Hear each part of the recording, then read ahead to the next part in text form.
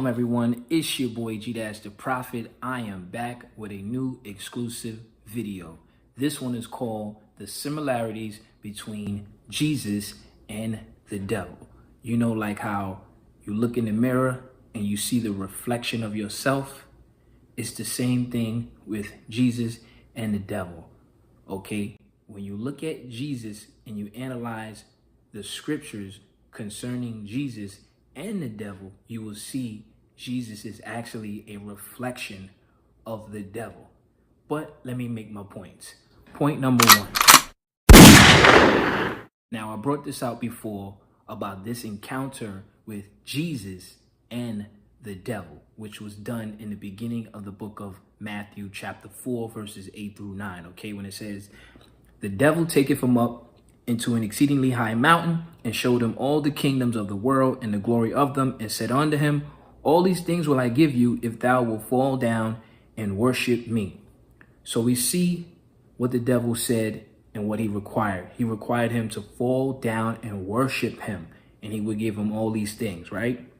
Now, Jesus' reply is what kills him and what shows you that he is this reflection of the devil, because he goes on to say, "Then Jesus said unto him, Get thee hence, Satan, for it is written," according to the Old Testament scripture, "Thou shalt worship the Lord your God, and him only shalt thou serve."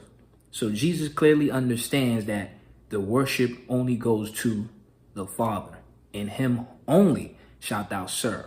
So we see that.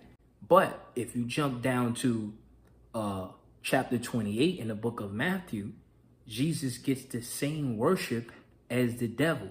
If we read, "And as they went to tell his disciples, behold, Jesus met them, saying, All hail. And they came and held him by the feet," meaning they fell down, okay, "and worshiped him." Okay, so we see Jesus getting the same worship as the devil. So now, does Jesus reply and say, "Hey, thou shalt worship the Lord thy God, and him only shalt thou serve," like he said to the devil? Does he say that? In verse 10, he says, "Then Jesus said unto them, Be not afraid, go tell my brethren that they may go to Galilee, and there shalt thou see me."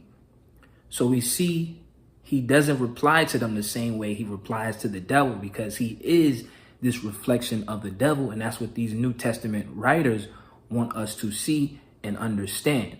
But if we go to the Most High's law, it will prove that this is a made-up book, because the disciples should have known not to worship anyone. But let's go here to the law. Deuteronomy chapter 11, verse 16. "Take heed to yourselves that your heart be not deceived." So we see the Most High saying, don't be deceived. Why? Let's continue. "And ye turn aside and serve other gods and worship them." Okay, so the Most High is warning us, okay, don't be deceived and serve other gods and worship them. So now, if these disciples were real characters and real people, they should have understood the Most High's law. Okay, they should have understood this verse here, that you don't worship any other gods, and especially man. Okay, but this is showing you that Jesus is God, because they're worshiping him like he's God. Okay, and we know all worship goes to the Father alone. Okay, we go here, 2 Kings chapter 17, verse 36. "But the Most High, who brought you up out of the land of Egypt with great power and a stretched out arm, him shall you fear, and him shall you worship, and to him shall you do sacrifice." So we see the worship only goes to the Father. All right. The Old Testament Hebrews, they understood this. This shows that these New Testament disciples, they were not in the truth. Okay, they were not in the truth, and they are made up characters. And this confirms this is a false book, because we didn't have the New Testament. All right. And this would further prove, I'm going to further prove that we would be worshiping false gods. Remember, the Israelites were conquered.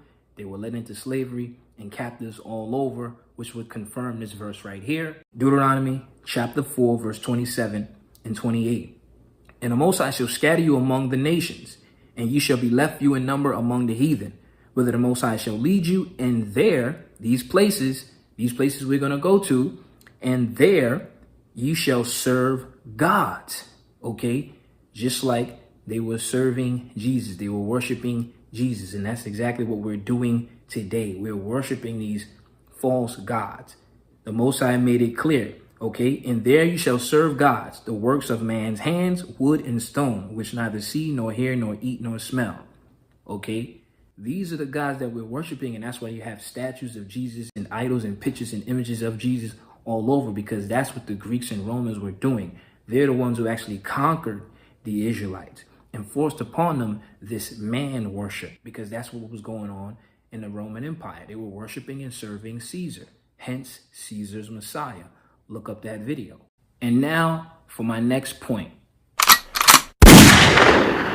In Luke chapter 10, verse 18, Jesus said, and he said unto them, I beheld Satan as lightning falling from heaven. So Jesus basically saying he saw the devil fall from heaven. Okay. Now, if we go here, Revelation chapter 9, verse 1, and the fifth angel sounded, and I saw a star fall from heaven. Okay. So now we got Satan falling from heaven, and we got a star falling from heaven. As we continue, onto the earth, and to him was given the key of the bottomless pit.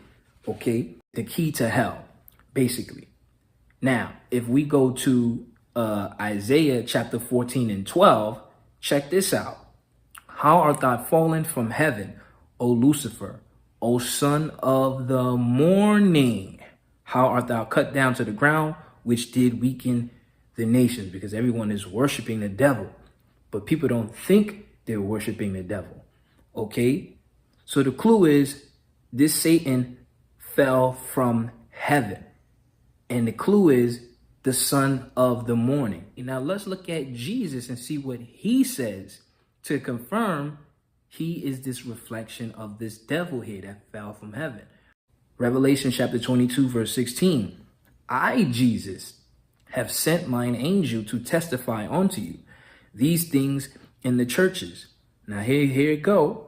I am the root and offspring of David. So he's trying to attach himself to the line of David, which I exposed already, and the bright and morning star.